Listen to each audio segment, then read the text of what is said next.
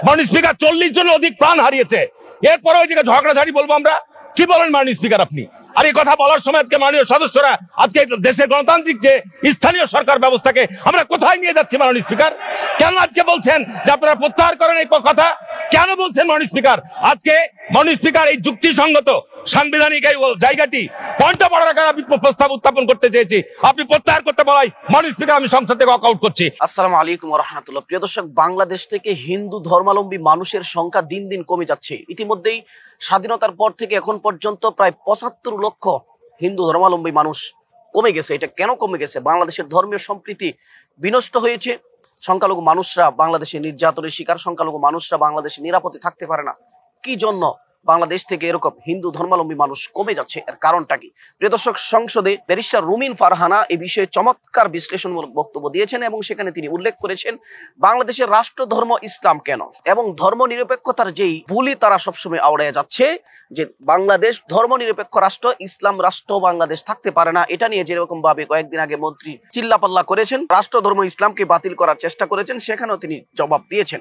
প্রিয় দর্শক, সেই ভিডিও চিত্রটা আপনাদের সামনে তুলে ধরবো এবং আজকের ভিডিওটিতে আপনাদের সামনে তুলে ধরবো এমপি হারুনুর রশিদ সাহেব সংসদ অগণতান্ত্রিক এবং অনির্বাচিত সংসদ এবং সংসদের যারা সদস্য রয়েছেন তারাও অনির্বাচিত, এরকম একটি মন্তব্য দেওয়ার কারণে পুরো সংসদ যখন উত্তাল হয়ে গেছে এবং সেই কথাকে তিনি প্রত্যাহার করেছেন, সংসদ থেকে তিনি বের হয়ে এসেছেন, ওয়াকআউট ঘোষণা করেছেন। দর্শক, ব্যারিস্টার রুমিন ফারহানা এবং এমপি হারুনুর রশিদের জ্বালাময়ী বক্তব্যদ্বয় আপনাদের সামনে তুলে ধরছি এবং ধৈর্য এবং মনোযোগ সহকারে পুরো ভিডিওটি দেখার অনুরোধ করছি। আর হ্যাঁ দর্শক, আপনি যদি আমাদের চ্যানেলে নতুন হয়ে থাকেন অবশ্যই আমাদের চ্যানেলটি সাবস্ক্রাইব করে পাশে থাকা বেল বাটনটি বাজিয়ে রাখবেন পরবর্তী ভিডিওর নোটিফিকেশন সবার আগে পাওয়ার জন্য। তো দর্শক, তো চলুন প্রথমে আমরা এমপি হারুনুর রশিদ কি জ্বালাময়ী ভাষণ দিয়েছেন এবং সংসদের স্পিকারকে উদ্দেশ্য করে কিভাবে তিনি হুঙ্কারছের বজ্রকণ্ঠে বক্তব্য দিয়েছেন, চলুন প্রথমে সেই বক্তব্যটি আপনাদের সামনে তুলে ধরি। যে ইতিমধ্যে এই সংসদেও কিন্তু আমাদের অনির্বাচিত সংসদ সদস্যরা রয়েছে। মাননীয় স্পিকার সারা দেশে স্থানীয়, বুঝলাম না বিষয়টা। মাননীয় স্পিকার, আমি আপনার কাছে ব্যাখ্যা চাই। মাননীয় সদস্য, মাননীয় স্পিকার আপনার কাছে ব্যাখ্যা চাই। আপনার কথাটা আমি আপনার কাছে সুস্পষ্টভাবে, মাননীয় স্পিকার, আমি আপনাকে ফ্লোর দিয়েছেন, আপনি আমাকে ফ্লোর দিয়েছেন, আমাকে উত্থাপন করার সুযোগ দিলেন। এক মিনিট মাননীয় সদস্য, আপনাকে এই কথাটা প্রত্যাহার করার জন্য আমি অনুরোধ জানাই। আমি আগে উত্থাপনটা করি। মাননীয় স্পিকার, আপনি আমাকে অনুরোধ করেছেন, আমি আগে উত্থাপন করি। আপনি এটা ব্যাখ্যা যদি আমাকে সন্তুষ্ট করতে পারেন আমি অবশ্যই প্রত্যাহার করব। দ্বিতীয় হচ্ছে, প্রথম কথা হচ্ছে মাননীয় স্পিকার আমাকে যে বিষয়টি আমি আপনার দৃষ্টি আকর্ষণ করেছি,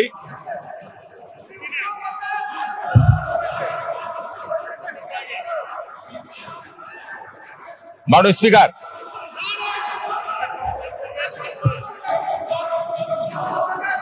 আমাকে বিষয়টা তাকে উত্থাপন করতে দিবেন। আচ্ছা, একটু আস্তে আমাকে বিষয়টা উত্থাপন তো করতে দিবেন। মাননীয় স্পিকার, আপনি কি বলতে চাচ্ছেন? এই সংসদে যে আপনার অনির্বাচিত সদস্যরা রয়েছে কথার বিষয়ে যেটা প্রত্যাহার করার অনুরোধ করেছেন, আমি আপনার অনুরোধ করে প্রত্যাহার করছি। আমি যেটা বিষয় আপনার দৃষ্টি আকর্ষণ করছি, আমি মাননীয় স্পিকার, আমি আপনার কাছে ব্যাখ্যা চাই। আমি আপনার কাছে যেটি ব্যাখ্যা চাচ্ছি, যে আমি আপনার কাছে ব্যাখ্যা চাই মাননীয় স্পিকার, এই বিষয়টির আলোকে আপনার ব্যাখ্যা চাই, সুস্পষ্ট ব্যাখ্যা আমি দাবি করছি আপনার কাছে। আজকে এই সাম্প্রতিক কিছুদিন আগে ফ্রান্সে ভোট হয়েছে, ইরানে প্রেসিডেন্টের ভোট হয়েছে। মাননীয় স্পিকার, সেখানে নির্বাচন সুষ্ঠু সবাদ হওয়ার পরও ওইখানকার আইনে রয়েছে 50% ভোটার প্রেসিডেন্ট ভোট পায় নাই বলে পুনরায় ভোট হয়েছে। আমি যে কারণে আপনার এই বিষয়টি দৃষ্টিতে নিয়ে এসেছি, ইতিমধ্যেই তৃতীয় ধাপের ইউনিয়ন পরিষদ নির্বাচনের তফসিল প্রত্যাহার করেছেন। জি মাননীয় স্পিকার, প্রত্যাহার করেছি। আমি আপনার কাছে যে বিষয়টি পরিষ্কার ব্যাখ্যা চাই। আপনি তো মাননীয় স্পিকার সংসদের গার্জিয়ান, আপনাকে অবশ্যই এটার ব্যাপারে সুস্পষ্ট ব্যাখ্যা আমি আশা করব। যে ইতিমধ্যেই প্রথম দ্বিতীয় ধাপের পৌরসভা নির্বাচন সম্পন্ন হয়েছে, তৃতীয় ধাপের নির্বাচন অনুষ্ঠিত হবে, চতুর্থ ধাপের তফসিল হয়েছে। আমার কাছে যে তথ্য গণমাধ্যম থেকে পেয়েছি, ইতিমধ্যে প্রায় 3 শতাধিকের অধিক ইউনিয়ন পরিষদের চেয়ারম্যান এবং গোটা পরিষদ বিনা প্রতিদ্বন্দ্বিতায় যাদেরকে নির্বাচিত বলা হচ্ছে, তাদেরকে আমি কি বলবো মাননীয় স্পিকার, কাদের দ্বারা তারা ইলেক্টেড। আমি আপনার কাছে এটা ব্যাখ্যা চাচ্ছি মাননীয় স্পিকার। আপনি আমাকে প্রত্যাহার করতে বলছেন, আমি আপনার কাছে ব্যাখ্যা চাচ্ছি যে তারা কাদের দ্বারা নির্বাচিত। এই বিষয়টি আপনি আমাকে পরিষ্কার করবেন। আমি এখানে পরিষ্কারভাবে সংবিধান এখানে বলে দিচ্ছে যে প্রশাসনের সকল পর্যায়ে নির্বাচিত প্রতিনিধির মাধ্যমে জনগণের কার্যকর অংশগ্রহণ নিশ্চিত হইবে। আমি এটারই ব্যাখ্যা চাচ্ছি আপনার কাছে মাননীয় স্পিকার। কারণ বাংলাদেশে এ যাবৎ এটা হতে পারে না মাননীয় স্পিকার, একটা কাজের জন্য যখন টেন্ডার হয়, টেন্ডারে যখন একজন পার্টিসিপেটর থাকে তখন সেটা আবার পুনরায় টেন্ডার আহ্বান করেন, আবার টেন্ডার আহ্বান করেন। তাহলে আজকে যে সমস্ত জায়গায় বিনা প্রতিদ্বন্দ্বিতায় যাদেরকে নির্বাচিত করা হচ্ছে, কেন সেই সব জায়গায় পুরো তফসিল করা হচ্ছে না? মাননীয় স্পিকার, আজকে এইটি একটি বড় রকমের সংকট তৈরি হয়েছে। আজকে বাংলাদেশে নির্বাচনে বিরোধী দল অংশগ্রহণ করছে না।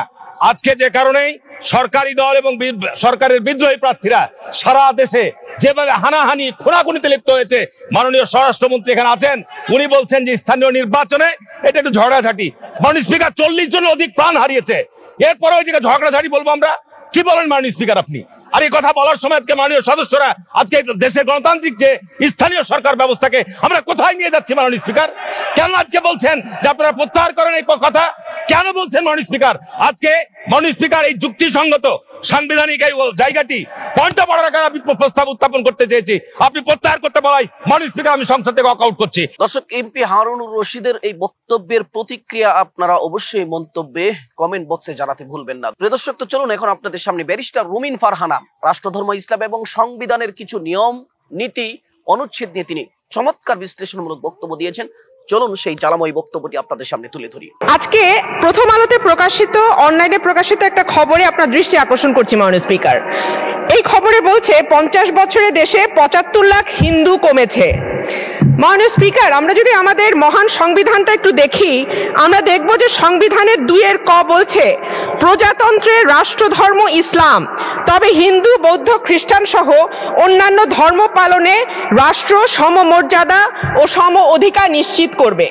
আমরা লক্ষ্য করছি সরকারি দলের কিছু সংসদ সদস্য, কিছু গুরুত্বপূর্ণ ব্যক্তি, তারা রাষ্ট্রধর্ম ইসলামকে দায়ী করছেন এই ধরনের হামলার জন্য।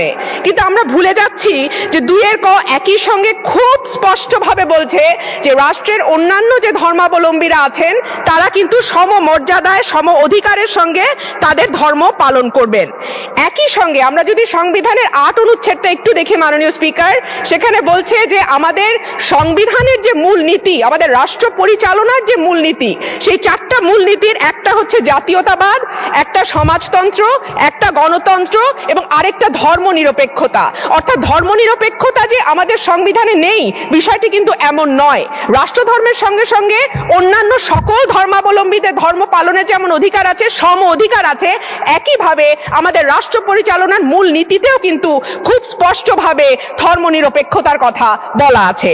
তারপরেও মাননীয় স্পিকার, কেন স্বাধীনতার 50 বছর পূর্তিতে পরিসংখ্যান, বিবিএস এর প্রকাশিত পরিসংখ্যান যেটা 2011 সালে প্রকাশিত হয়েছে, সেখানে বলছে যে 1974 সালে আমাদের যে জনসংখ্যা ছিল, মোট জনসংখ্যা তার দ্বিগুণেরও বেশি বেড়ে গেছে। কিন্তু আমাদের সংখ্যালঘু সম্প্রদায়, হিন্দু সম্প্রদায়ের সংখ্যা যে পরিমাণ বাড়ার কথা ছিল তা তো বাড়েইনি, বরং 75 লক্ষ মানুষ কমে গেছে। এই কারণ হিসেবে বিবিএস মাননীয় স্পিকার 2টি বিষয়কে সামনে এনেছে। একটি হচ্ছে দেশ ছেড়ে চলে যাওয়া, মাইগ্রেশন, আর দ্বিতীয়টি হচ্ছে তাদের জন্মহার কম। অর্থাৎ একজন মুসলমান দম্পতি যে পরিমাণ সন্তান তারা নেন, একজন হিন্দু দম্পতি হয়তো তার চেয়ে কম সংখ্যক সন্তান নেন, সেটা হচ্ছে দ্বিতীয় কারণ। কিন্তু মূল কারণ হচ্ছে 53% যে কারণটি দেখাচ্ছে তারা, সেটা হচ্ছে দেশ থেকে চলে যাওয়া। মাননীয় স্পিকার, কেন স্বাধীনতার 50 বছর পূর্তিতে যখন আমরা সুবর্ণ জয়ন্তী পালন করছি, যখন ক্ষমতায় আছে এমন একটি সরকার যারা নিজেদেরকে অসাম্প্রদায়িক সরকার বলে দাবি করে, যারা দাবি করে যে সংখ্যালঘুদের অধিকার রক্ষায় তাদের চেয়ে ভালো আর কেউ কাজ করতে পারে না, সেই সরকারের সময় কেন এরকম রিপোর্ট প্রকাশিত হচ্ছে যে যেখানে বাড়ার কথা সংখ্যা, সেখানে 75 লাখ হিন্দু সংখ্যা কমে গেছে? মাননীয় স্পিকার, আমরা যদি 2012 সাল থেকে একটু লক্ষ্য করি, এই সরকার ক্ষমতা এসেছে 2009 সালে, তারপরে ধারাবাহিকভাবে আছে। 2012 সাল থেকে 17 সাল পর্যন্ত আমরা দেখব রামু, সাথিয়া, হোমনা, মালোপাড়া, নাসিরনগর, ঠাকুরগাঁ, বানরিপাড়া, কলমাকান্দা, গোবিন্দগঞ্জ সহ সারা দেশের প্রায় প্রতিটি জেলায় সংখ্যালঘুদের উপর হামলা হয়েছে এবং এর একটি ঘটনারও বিচার হয়নি। দুঃখজনক হলো আজকে সংসদ নেতা উপস্থিত আছেন, আমি ওনার সামনে বলছি, একটি ঘটনারও বিচার হয়নি, উল্টো তাদের কাউকে পুরস্কৃত। দর্শক, এমপি হারুনুর রশিদ এবং ব্যারিস্টার রুমিন ফারহানার বক্তব্য সম্পর্কে আপনি আপনার মন্তব্য অবশ্যই কমেন্ট সেকশনে জানাতে ভুলবেন না। দর্শক, আজকের ভিডিওটি এ পর্যন্তই। ভিডিওটি ভালো লাগলে অবশ্যই লাইক করবেন, কমেন্টস করে আপনার মূল্যবান মন্তব্য আমাদেরকে জানাতে ভুলবেন না। দর্শক, সকলে ভালো থাকবেন, সুস্থ থাকবেন। আসসালামু আলাইকুম ওয়া রাহমাতুল্লাহ।